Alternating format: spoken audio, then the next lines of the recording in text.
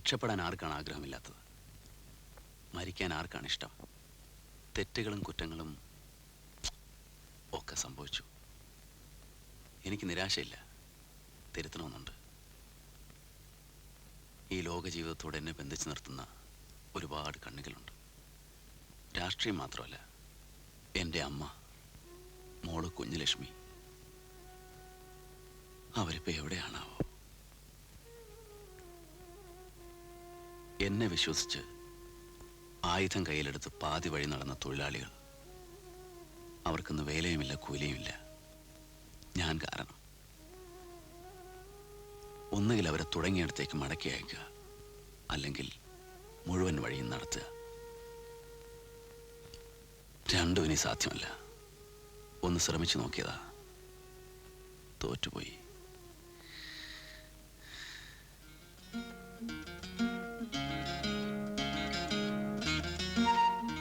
ഞാൻ പറയുന്ന വല്ലതും ഡോക്ടർ കേൾക്കുന്നുണ്ടോ? എന്നിട്ട് പോലീസ് എന്ത് ചെയ്തു? അവരെന്റെ തലയിൽ ആറ്റം ബോംബ് ഇട്ടു.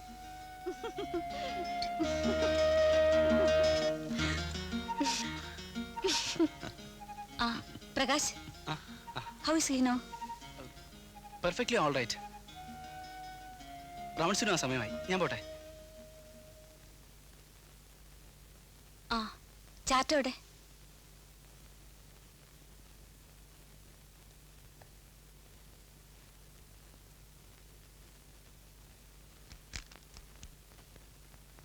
ഇഞ്ചക്ഷൻ കൊടുത്തോ?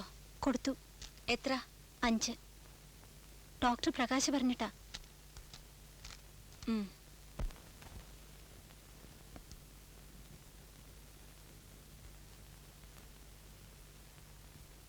ശ്വാസം ഉള്ളിലേക്ക് എടുക്കൂ. പുറത്തേക്ക്. എന്താ, പെയിൻ ഉണ്ടോ?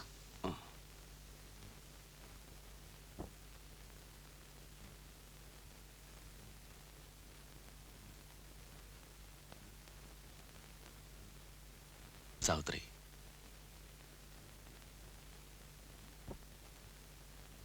എന്നോട് ക്ഷമിക്കണം.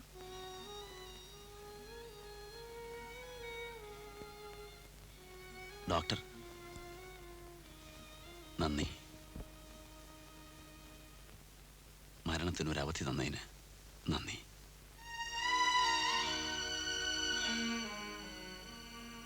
എന്നെ ഇവിടെ കണ്ടപ്പോ പ്രതികാരം ചെയ്യണമെന്ന് തോന്നിയില്ലേ ഡോക്ടർക്ക്? എന്താ അത് ചെയ്യാതിരുന്നത്? നിങ്ങളിവിടെ ഒറ്റയ്ക്കാണ്. കയ്യിൽ ആയുധമില്ല. ഞാൻ ഒറ്റയ്ക്കല്ല, കയ്യിൽ ആയുധമുണ്ട്. നിസ്സഹായതയുടെ മുന്നിൽ നിന്ന് കരയുന്നവനെ കൊല്ലുന്നത് ധീരതയല്ല, ഭീരുത്വമാണ്. ഏത് പ്രത്യയശാസ്ത്രത്തിന്റെ പേരിലായാലും. നിങ്ങളുടെയൊക്കെ ധൈര്യം പുറത്തു വരണമെങ്കിൽ ഇരുട്ടും ആയുധങ്ങളും കൂട്ടാളികളും വേണ്ടേ? എതിരാളി ഒറ്റയ്ക്കായിരിക്കണ്ടേ? വഴിയിലിറങ്ങിയൊരു ലോങ് മാർച്ച് നടത്താൻ ധൈര്യമില്ലല്ലോ ഒരുത്തനും. കൊച്ചമ്മേ,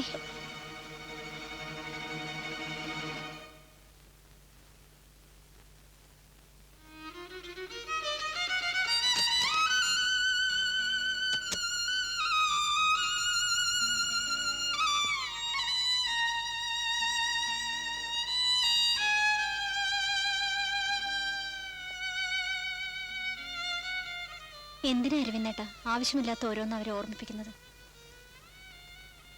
ഞാൻ മറന്നിട്ടില്ല. എന്ത്? സാവിത്രി വരുന്നതിന് മുമ്പ് ഡോക്ടർ പ്രകാശ് ഇവിടെ ഇരുന്നപ്പോ ആറ്റം ബോംബ് പൊട്ടിയത്. അയ്യോ, എനിക്കൊന്നുമില്ല. ആ ഡോക്ടർ എന്റെ പുറകെ ചുറ്റി നടന്ന് ബുദ്ധിമുട്ടിക്കുക. കൊച്ചമ്മ അറിഞ്ഞാ കൊല്ലും. അവരാ എനിക്കിവിടെ ജോലി വാങ്ങിച്ചു തന്നത്. നല്ല പയ്യനാ. ആ ഡോക്ടറുടെ വീടെവിടാ? അജയനെ ഞാൻ മറന്നിട്ടില്ല അരവിന്ദേട്ടാ. കാവൽ മാടത്തിലെ ദുരുദ്ദേശം.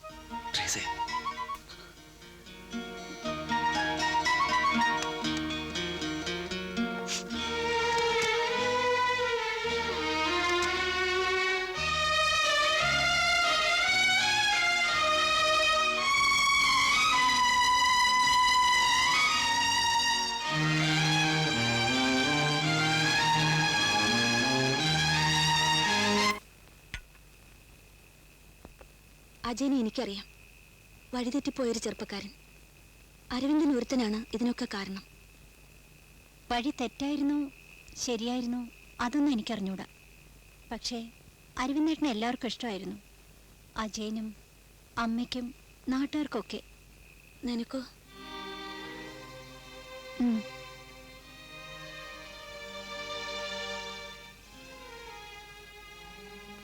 ഒരുപാട് കാര്യങ്ങൾ കൊച്ചമ്മയോട് പറയാനുണ്ട്.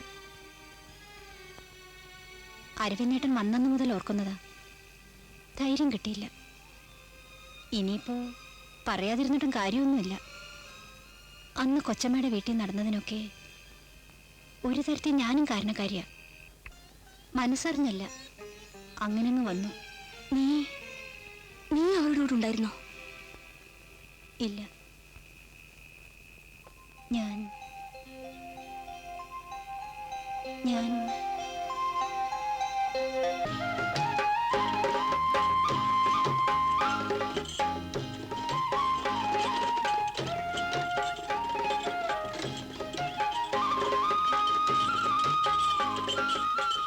ഏത് മുതൽ കാട്ടിലേക്കാണ് അരവിന്ദ നമ്മളീ പോകുന്നത്?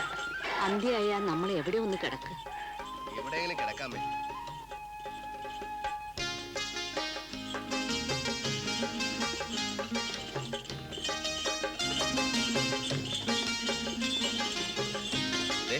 ഒന്ന് നിന്നേ. എന്താ? ഈ ഗ്രാമം ഏതാ? ആലപ്പള്ളി എന്ന് പറയും. ആരാ? എവിടുന്നാ? എന്റെ പേര് അരവിന്ദൻ. കുറച്ച് ദൂരെന്നാ, തമിഴ്നാട്ടിൽ നിന്നാ. എന്താ പേര്?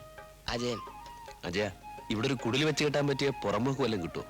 ഓ, ഗാർഡന്മാർക്ക് എന്തെങ്കിലും കൊടുത്താൽ മതി. കൂലി കൊടുക്കാന്ന് പറഞ്ഞ അയാൾക്ക് പ്രാണ സങ്കട. ഓവർ ടൈം ചെയ്തോ, അത് ഇഷ്ടമാ. പക്ഷെ അതിന് കാശ് ചോദിക്കരുത്. എന്നിട്ട് തൊഴിലാളികളുടെ പ്രശ്നമൊന്നും ഉണ്ടാക്കിയില്ലേ? എവിടെ? ഒരു തമിഴ് ഗ്രാമം, അക്ഷരാഭ്യാസം ഇല്ലാത്ത കുറെ തമിഴന്മാര്. ഞാൻ ചെന്ന് ഫോർമാനായിട്ട് ചാർജ് എടുത്തു, പ്രശ്നങ്ങൾ തുടങ്ങി. ആദ്യത്തെ ഒരു മാസം ഞാൻ അനങ്ങില്ല.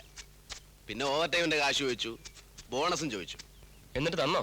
അടി തരുമെന്ന് പറഞ്ഞു. ഞാൻ മിണ്ടിയില്ല. പിന്നെ പതുക്കെ പതുക്കെ ഒരു യൂണിയൻ അങ്ങ് സെറ്റപ്പ് ചെയ്തു. സ്ട്രൈക്കും. ആ ഗ്രാമത്തിൽ ആദ്യമായിട്ട് പോലീസ് വരുന്ന അന്നാ. അടിയെന്ന് പറഞ്ഞാ പൂരാടി. ഞാനടക്കം 20 പേരകത്തായി. ബാക്കി 19 പേരെ ഓരോന്നും 2 കൊടുത്ത് അന്ന് തന്നെ പറഞ്ഞു വിട്ടു. എന്നെ 4-ാം പക്കം വിട്ടു. ഈ 4 ദിവസവും എന്നെ കാണാൻ ഒരൊറ്റ തൊഴിലാളി പോലും വന്നിട്ടില്ല.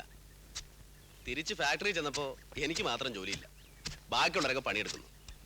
അവിടെ വർഗബോധം തൊഴിലാളിക്കില്ല, മുതലാളിമാർക്കുണ്ട്. ആ പ്രദേശത്ത് ഒരിടത്ത് പോലും പിന്നെ എനിക്ക് ജോലിയില്ല. ആയിടയ്ക്കാ സുമതി കുഞ്ഞലക്ഷ്മി പ്രസവിച്ചത്. പ്രസവത്തോടെ സുമതി മരിച്ചു. പിന്നെ ഒരലച്ചിലായിരുന്നു.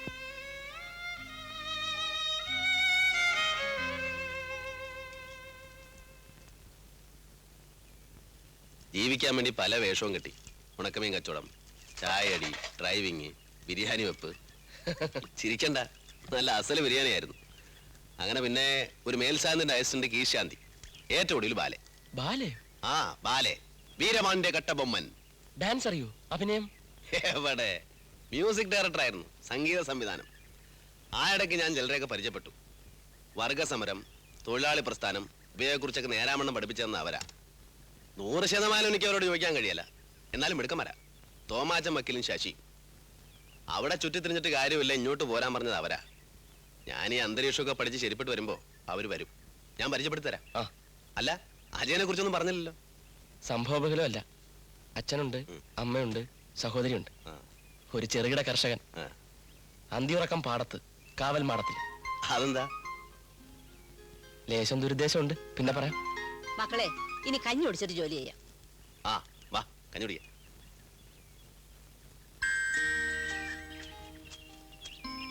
റീസ,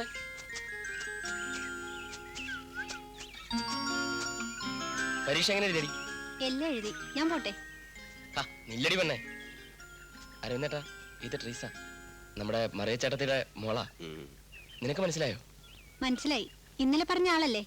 വലിയ തൊഴിലാളി പ്രവർത്തന. 10ാം ക്ലാസ്സിലാണല്ലേ പഠിക്കുന്നത്? അതെ. പരീക്ഷ എല്ലാം കഴിഞ്ഞോ? ഇല്ല, ഇനി 2 എണ്ണം കൂടി ഉണ്ട്. ഒരു നമ്പർ പറഞ്ഞേ. 10 താഴെ ഒരു നമ്പർ പറ കുട്ടി. 4. 4. 4, 16, 4, 26, 4, 24, 24, 26, 7 പോയാ 19, 9, 10. ഫസ്റ്റ് ക്ലാസ് ഉറപ്പാ. ഉണക്കമീൻ ബിരിയാണി യുഗത്തിലെ മറ്റൊരു വേലത്തരം ജോത്സ്യം. കാവൽമാടത്തിലെ ദുരുദ്ദേശം മനസ്സിലായി കേട്ടോ. ചിപ്പ്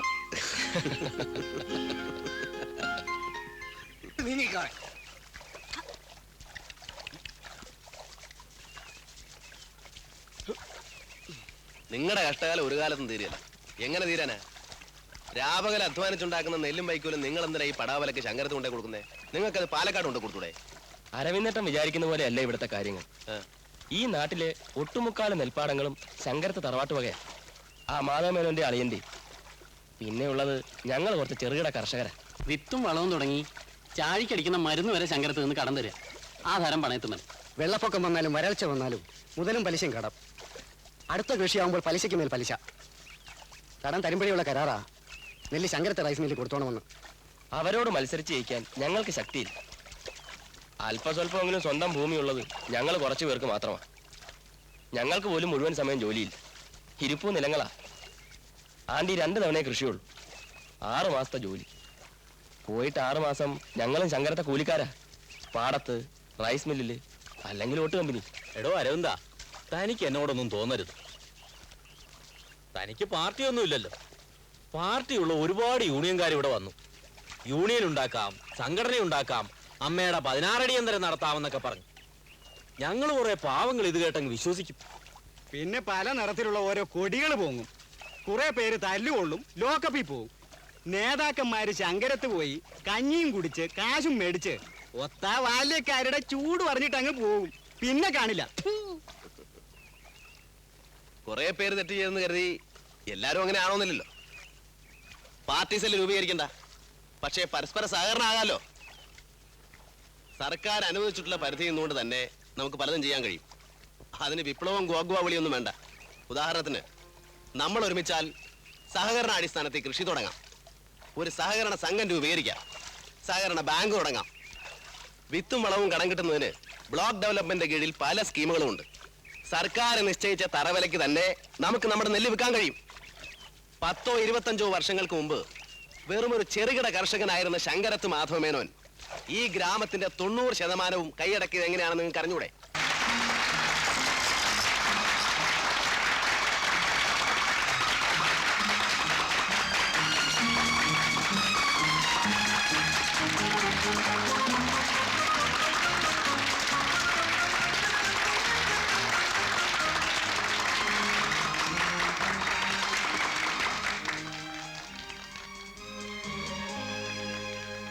അടുത്തതായി ബഹുമാനപ്പെട്ട block development officer Thankappa sir നിങ്ങളോട് സംസാരിക്കും.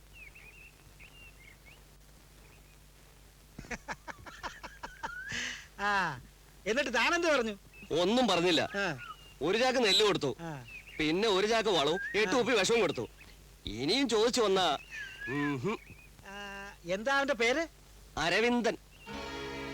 കേട്ടല്ലോടാ, അരവിന്ദൻ.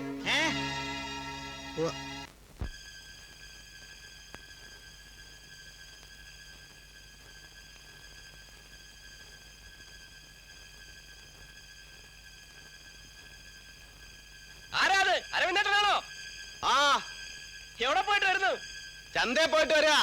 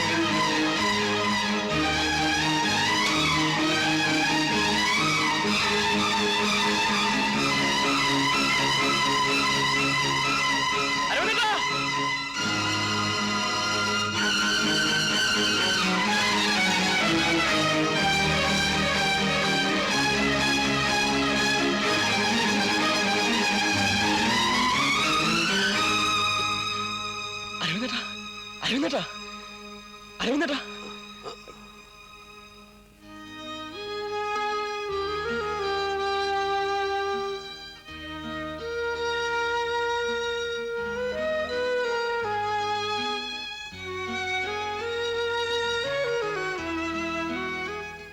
ഇതിങ്ങനെ വിട്ടാ പറ്റില്ല. ചിലപ്പോൾ ഇനി ഇത് ആവർത്തിക്കും. ഏയ് വേണ്ട, ബഹളം ഒന്നും ഉണ്ടാക്കണ്ട. ഇത് ഞാനെന്ന വ്യക്തിയോടുള്ള വിരോധമാണ്. പ്രതികരിക്കണ്ട, താനെ അടങ്ങിക്കോളും.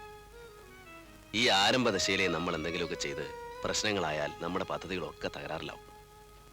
അരവിന്ദേട്ടൻ ഒരു വ്യക്തിയല്ല, കൂടെ ഞങ്ങളൊക്കെ ഉണ്ടെന്ന് അയാളെ ഒന്ന് കാണിച്ചു കൊടുക്കണം. നമ്മുടെ നാട്ടുകാരെ നമുക്കറിഞ്ഞൂടെ അളിയാ.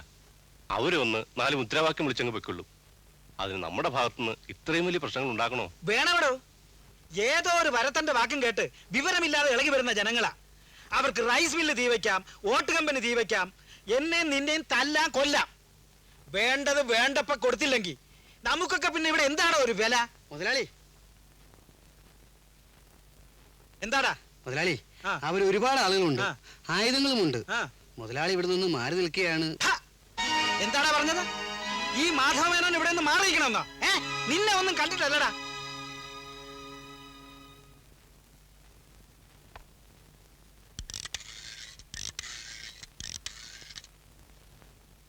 Hello, police station. പിന്നീട് ഒരാഴ്ചക്കാലം ഗ്രാമം മുഴുവൻ പോലീസിന്റെ അഴിഞ്ഞാട്ടമായിരുന്നു. ഓർക്കുമ്പോ ഇപ്പോഴും പേടിയാവുന്നു. ഗ്രാമത്തിലെ ആണുങ്ങളെല്ലാം പോലീസിനെ പേടിച്ച മലയ്ക്കപ്പുറം കാട്ടില്. രാത്രിയായ ചിലപ്പോ പോലീസ്, അല്ലെങ്കിൽ ശങ്കരത്തുനിന്ന്. സാരമില്ല, പറയൂ. ആ ഇടയ്ക്കാണ് തോമസ് വക്കീലും ശശിസാറും ഗ്രാമത്തിൽ വന്നത്. അരവിന്ദേട്ടന്റെ പഴയ കൂട്ടുകാർ. ഇവിടെ സംഭവിച്ചതൊക്കെ ഈ ഗ്രാമത്തിന്റെ മാത്രം കഥയല്ല, ഇന്ത്യയിലെ 10,000-കണക്കിന് വരുന്ന ഗ്രാമങ്ങളുടെ കഥയാണ്. ഒരു രക്തരൂഷിതമായ സായുധ സമരത്തിലൂടെ അല്ലാതെ അധ്വാനിക്കുന്ന തൊഴിലാളിക്ക് മോചനമില്ല, ചെറുകിട കർഷകന് മോചനമില്ല.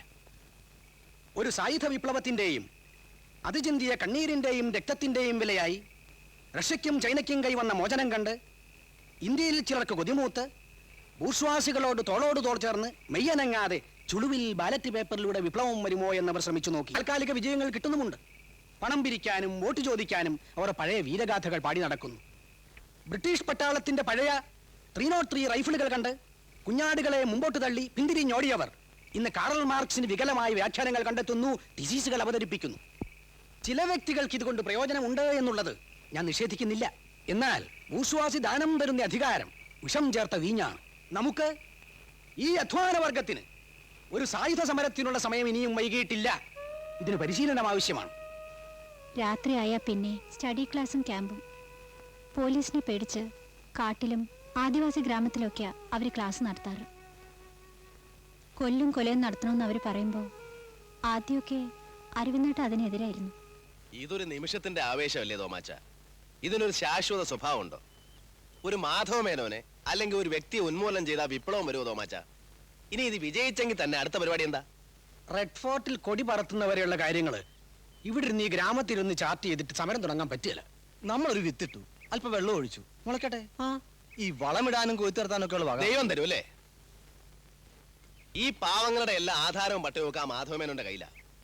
ഒരു പ്രതികാര നടപടി എന്ന നിലയ്ക്ക് അയാൾ കൊയ്ത്ത് സ്റ്റേ ചെയ്താൽ ഇവർ വലയും. ഒരു 4-5 ദിവസത്തിനുള്ളിലെങ്കിലും കൊയ്ത്ത് നടത്തിയില്ലെങ്കിൽ ഇവർ പട്ടിണിയാവും. നമ്മളിനി ശ്രമിച്ച് കൊയ്ത്ത് സ്റ്റേ മാറ്റണമെങ്കിൽ തന്നെ അതിനി 1 മാസമെങ്കിലും എടുക്കും. അപ്പോഴേക്കും നെല്ല് നശിക്കും, മുള പൊട്ടും. മുതലും പലിശയും കിട്ടിയില്ലെന്നും പറഞ്ഞ് അവസാനം ഈ കാണുന്ന പാടങ്ങൾ മുഴുവൻ അയാളുടെ കയ്യിരിക്കും. താൻ എന്തായി പറഞ്ഞു വരുന്നേ? ഞാൻ മാധവമേനോ പോയിന്ന് കാണാം. താഴാവുന്നതിന്റെ പരമാവധി താഴാം. വേണമെങ്കിൽ കാല് വരെ പിടിക്കാം. അരവിന്ദൻ പറഞ്ഞ കേട്ടല്ലോ. അല്ല അരവിന്ദേട്ടൻ പറയുന്ന ആളെ കേട്ടില്ലെങ്കിലോ? കേൾക്കും, കേൾക്കാതിരിക്കില്ല. നമുക്കൊന്ന് ശ്രമിച്ചു നോക്കാലോ. ഞങ്ങളെ അന്ധകൂപത്തിലാക്കുമോ അരവിന്ദ?